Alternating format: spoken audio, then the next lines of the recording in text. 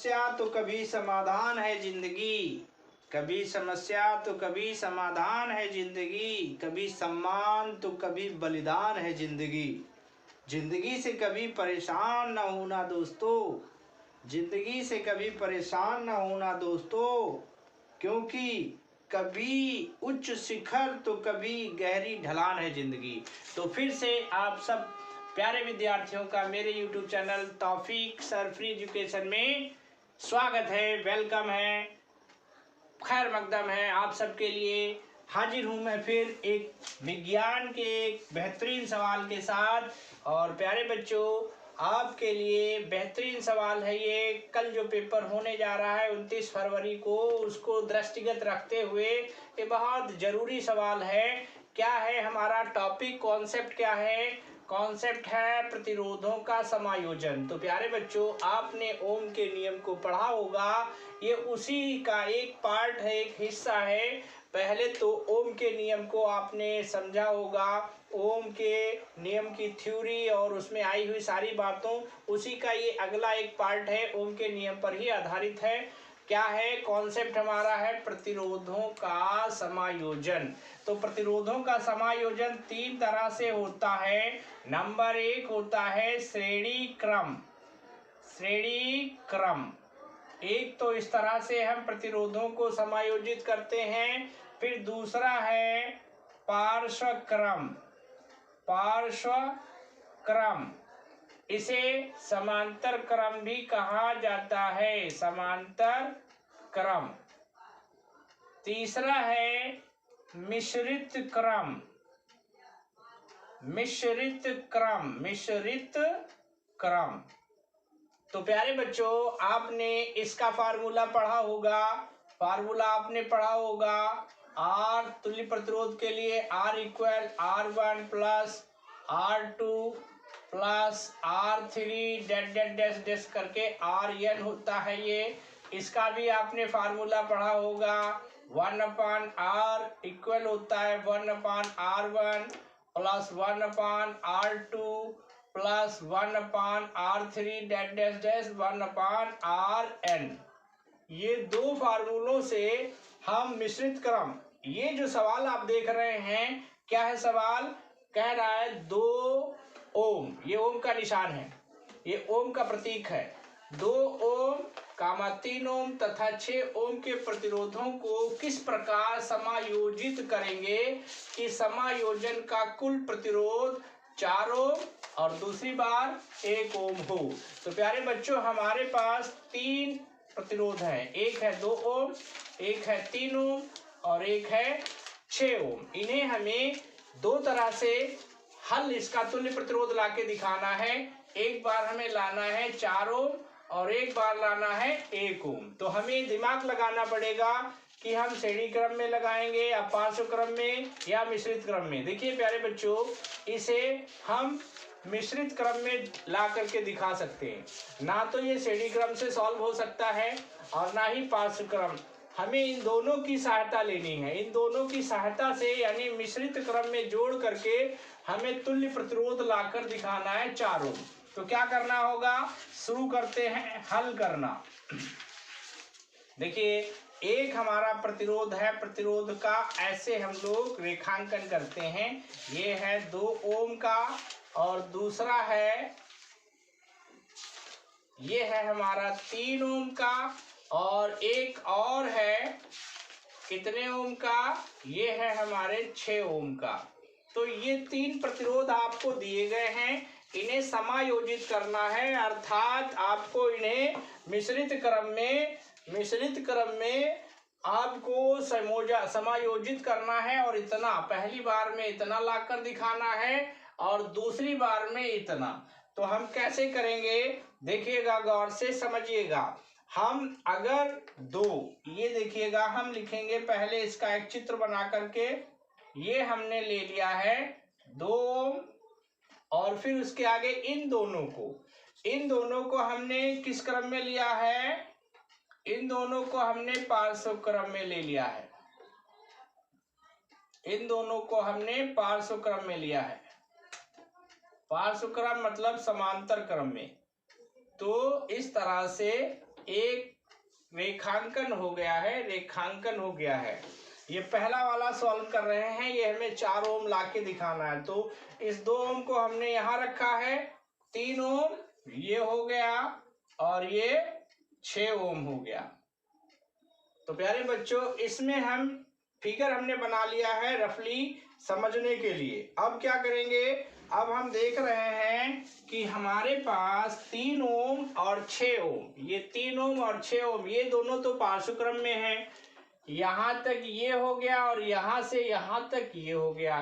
तो इसका टोटल हमें कैसे दिखाना, कितना निकलेगा, इसको करने के लिए पहले हम यहाँ पर लिखेंगे 3 ओम तथा 3 ओम तथा 6 ओम पार्श्व क्रम में है, पार्श्व क्रम में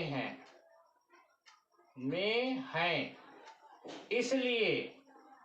इसलिए तुल्य प्रतिरोध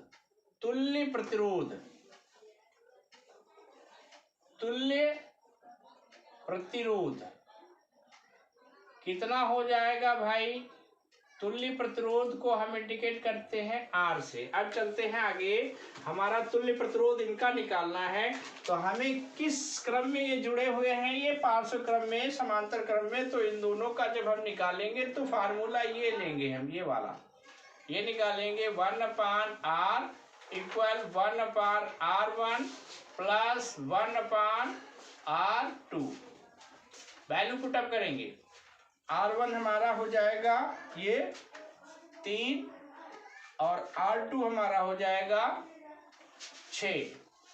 तो अब देखिए, इनका एलसीएम लेकर कर सकते हैं या इक्वल करके भी कर सकते हैं। तो इनका एलसीएम जब हम लेंगे तो 6 आ जाएगा। अब 3 से 6 को डिवाइड करेंगे तो 3 2 जा 2 आ गया, 2 से 1 की गुणा हुई तो ये 2 हो गया।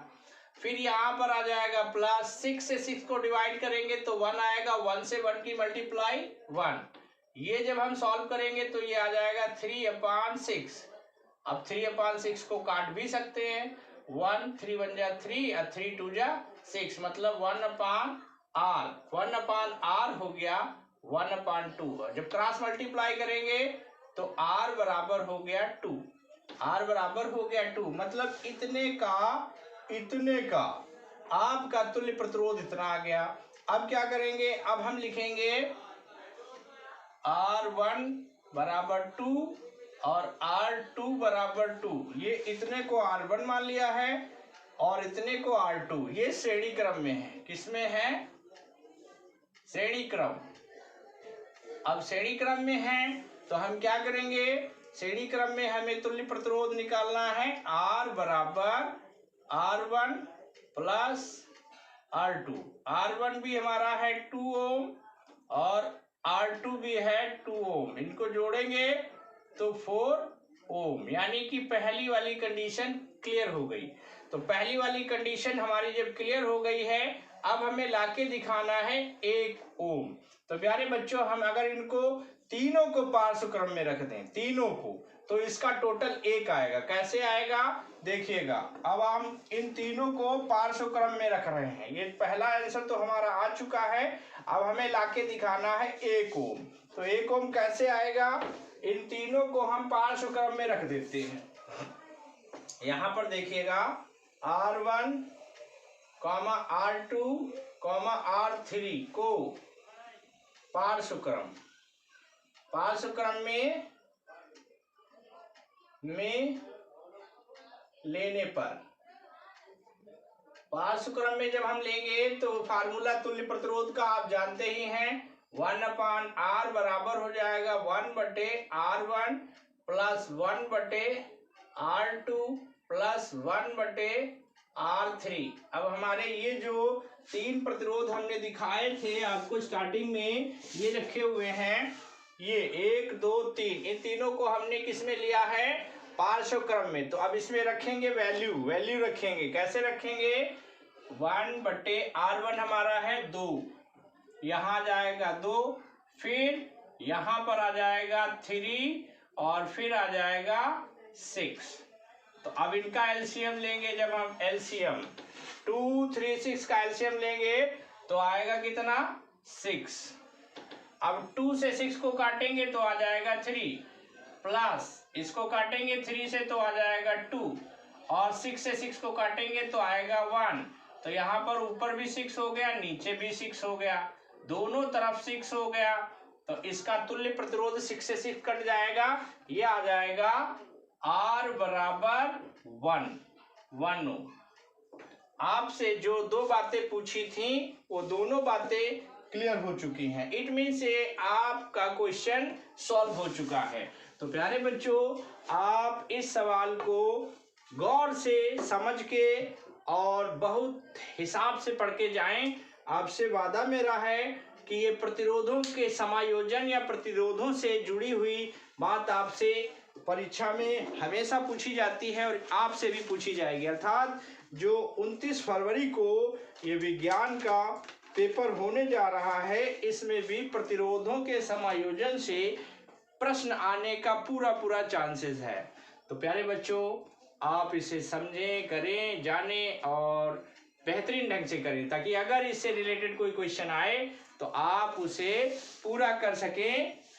तब तक के लिए आगे मिलेंगे अगले वीडियो में। लगातार आपकी सेवा में हम हाजिर हैं और आपके लिए हर विषय की कोशिश करेंगे। विज्ञान हो या गणित हो या अंग्रेजी हो, हर एक विषय की सहायता आप तक हम पहुंचाएं। तो मिलते हैं अगले वीडियो में, तब तक के लिए गुड बाय और शुभ रात्रि।